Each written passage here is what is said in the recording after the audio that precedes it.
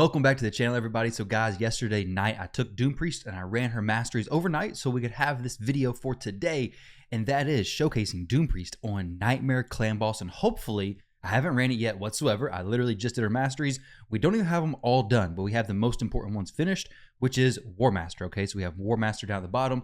Gonna allow her to do a little bit more damage. Okay, also we have Deacon placed in the Leech, so it's gonna work as like a mini lifesteal set for Doom Priest. So the healing should be good. She's gonna be cleansing the stun, and this is actually the first time in a long time that I've done a clan boss speed tune without just copy and pasting it, because on my main account I usually just run unkillable teams and I just copy and paste them from online, and it's pretty easy. But this one I actually went through and I moved the little sliders up and down quite a bit to try to figure out what speed tune actually worked out perfectly for my Doom Priest. So if you guys check this out, go to deadwoodjedi.info/clan boss and you can check out the clan boss calculator. But basically what I wanted to do is I wanted Doom Priest to go right after the stun every turn of the clan boss. Okay, so the stun over here, Doom Priest first, Doom Priest last, stun, Doom Priest first, scroll down.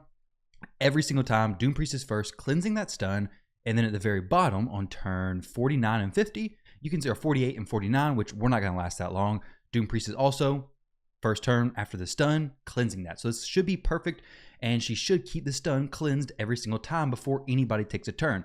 Now, Deacon could be a stun target because he does take 2 turns with his A3 ability, but I wanted nobody to take the stun whatsoever, or I wanted them to take the stun and then Doom Priest to cleanse it right afterwards. So we do have all the speeds plugged in. Let me go ahead and make this full screen so you guys can see it. In case you have a similar team build, this is what we have going on. So there's actually a few different speeds you could run. I don't know the entire ranges of all this stuff. This is just what I have. So if you guys want to try to do the same thing, feel free to copy these numbers. But this one over here, my Deacon was actually a little bit slower, and there seems to be a few different speeds you can run these champions at. Actually, there's tons of different speeds.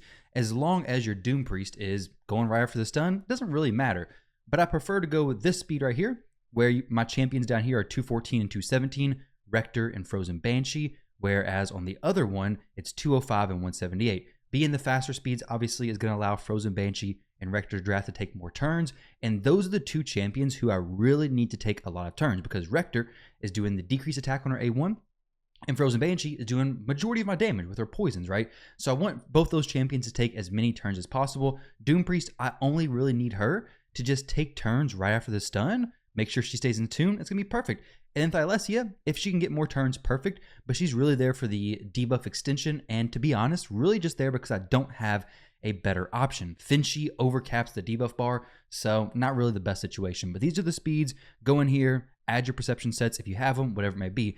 Let me show you the gear on these champions. So Deacon, he could be a different speed than he is. Before we do that, one thing to mention, Doom Priest, I could run the lasting gifts on her to extend the increased attack buff, but I've opted with this, just a little extra defense, and it may not make a huge difference in the end, but support may have been the better option. And if it is, we can always do the free reset, no big deal whatsoever.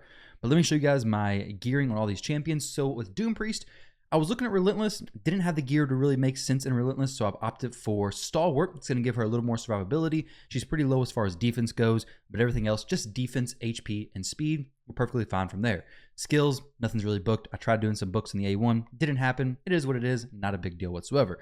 Then we have Deacon Armstrong. So this dude is my arena speed lead, my fastest champion in my account. So the team was all built off of this champion.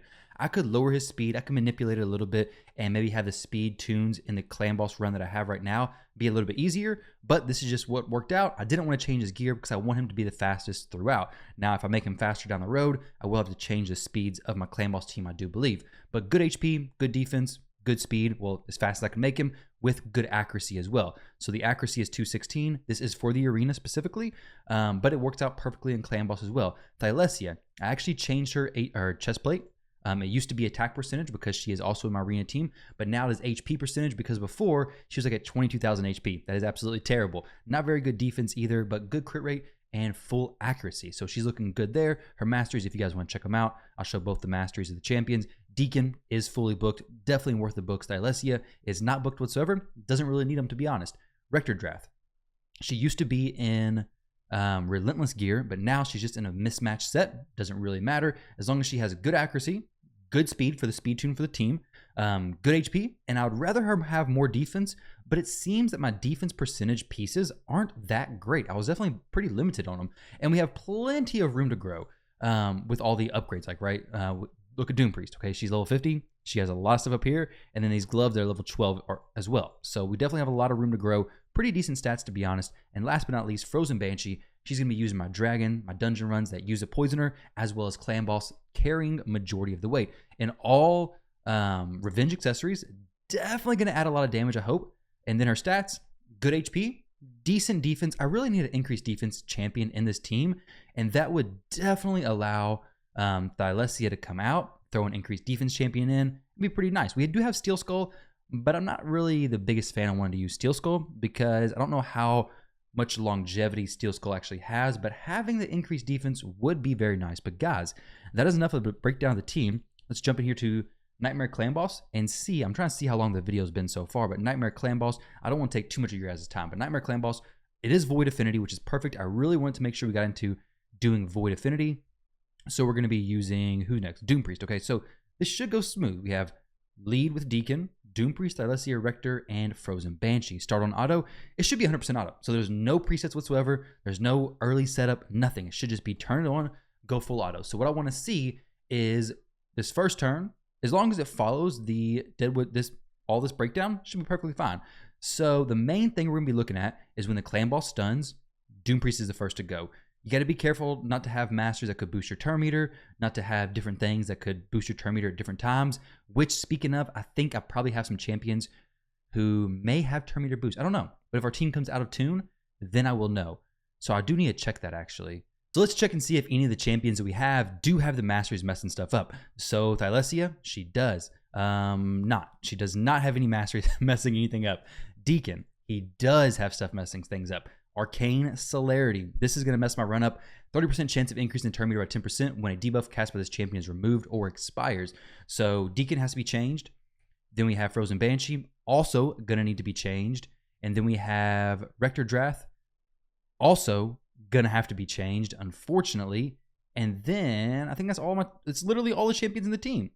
Everybody in the team needs to be changed. So Deacon, Frozen Banshee, and Rector Drath. Guys, I'll be right back. Let me change their masteries, and then we'll see what's going on from there. Now I'm back after making those few slight changes. Basically, with Deacon, there's a few things we need to watch out for. We don't want to have Cycle of Magic because it could reset the cooldown of the A3 or the A2 and just throw things out of whack. So I don't want to have that. I don't want to have Arcane Celerity, and I don't want to have Rapid Response on any champions because there's really no need for it.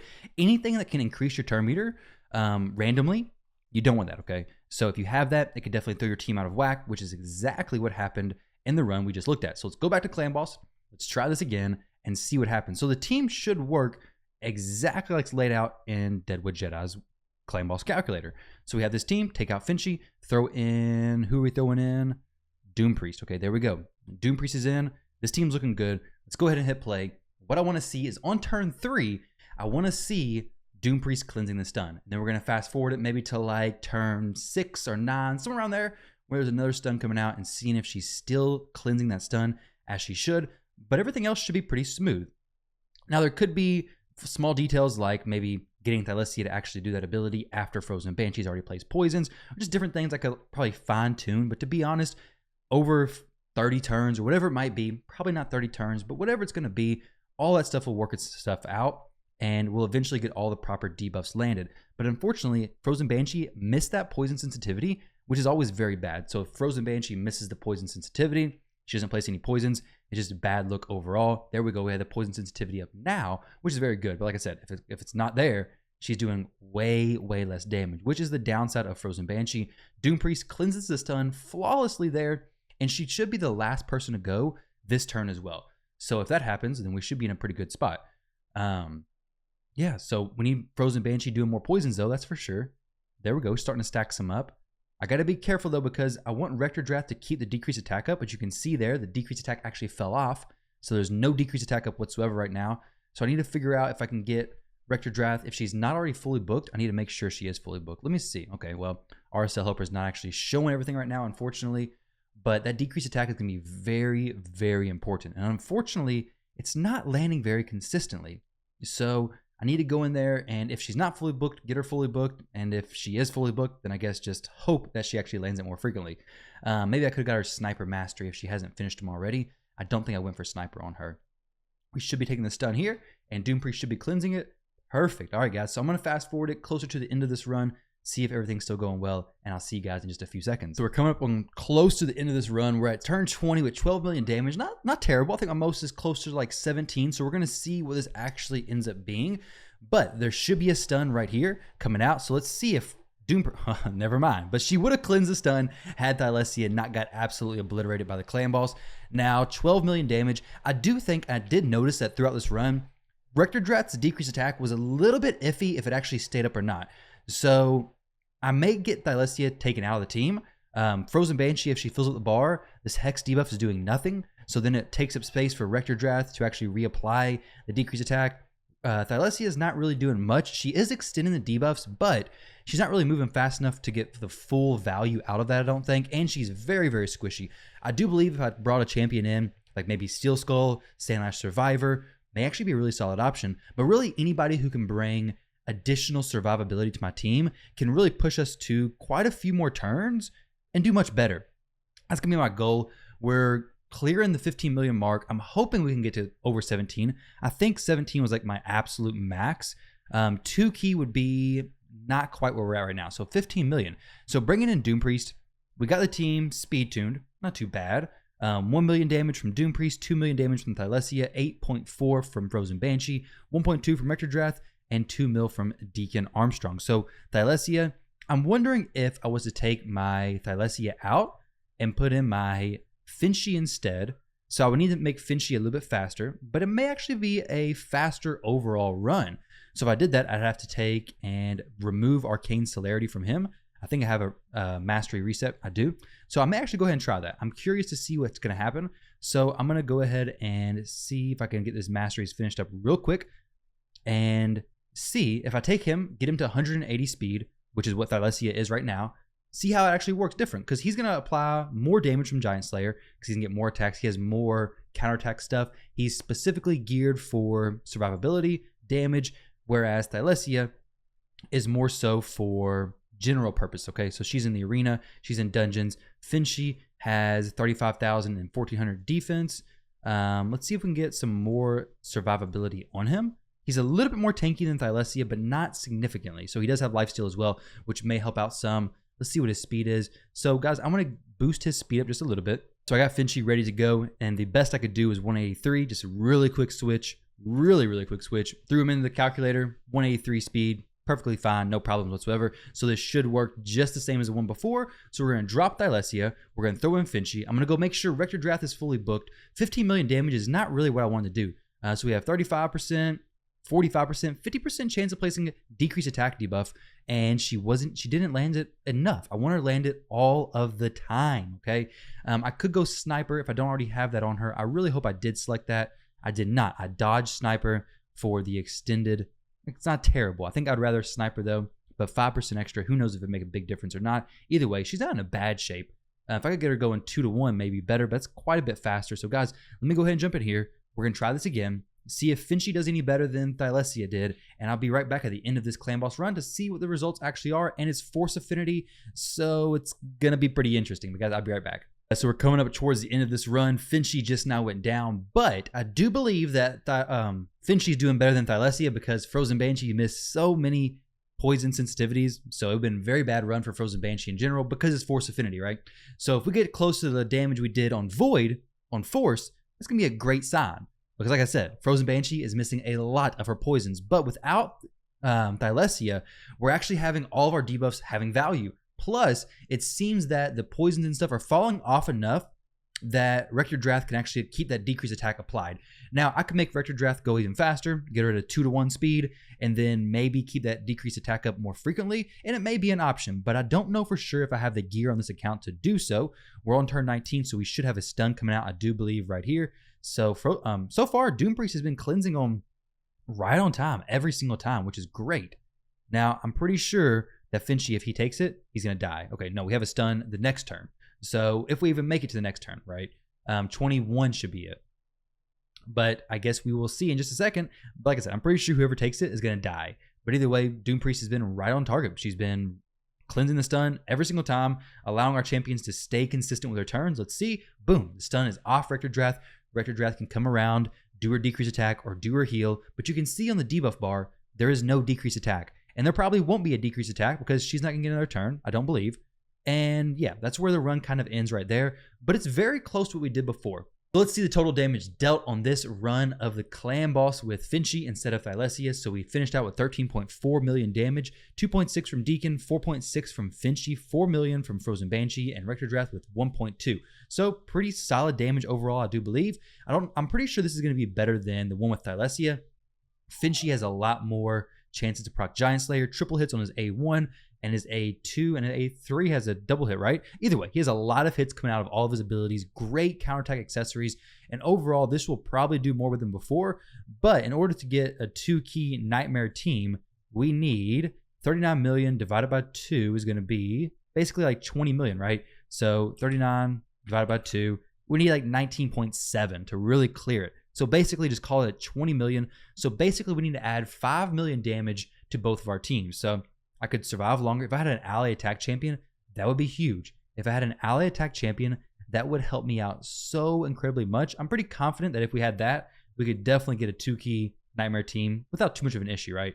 Other than that, I don't know of anybody right now who I could add who would definitely set me to that 2-key mark. Maybe Sandlash Survivor. She decreased the duration of all enemy buffs and increased the duration of all ally buffs.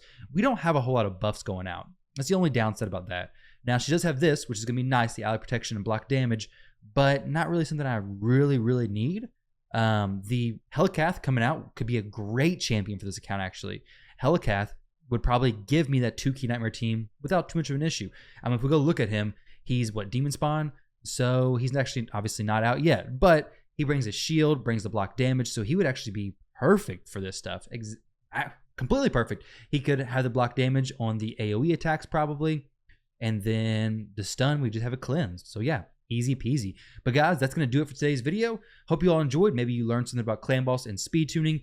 Maybe if you can build a similar team, there's the speeds for it. It doesn't matter what champions you use, as long as you have Deacon as the lead. Everyone else is going to use relatively the same speeds if you want this kind of setup. Maybe I tweak them down the road, but the thing is with Deacon, as I needed him to be this exact speed, because that's what he is for my arena team. But guys, hope you all enjoyed. Thank you all very much for watching, and I hope you have a great rest of your day, and I'll catch you in the next video.